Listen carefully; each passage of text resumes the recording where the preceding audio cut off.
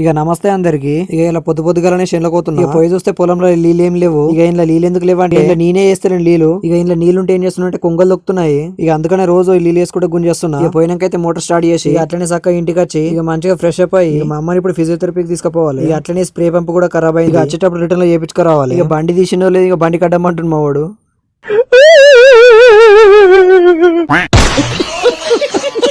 ఇక ఈడు ఇప్పట్లేడు అని చెప్పేసి ఈయన కూడా బండి మీద ఎక్కించుకొని పోతున్నాము.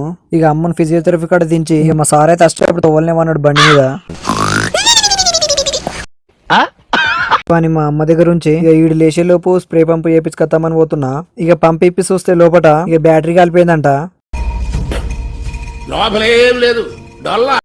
ఇక ఏం చేస్తామని కొత్త బ్యాటరీ ఏమన్నా ఇక బ్యాటరీ ఫిట్ చేసింది గాను ఫిట్టింగ్ ఛార్జింగ్ గాను 1500 తీసుకుంటున్నా దగ్గర. ఇక ప్రెషర్ కూడా చంపుతుంది.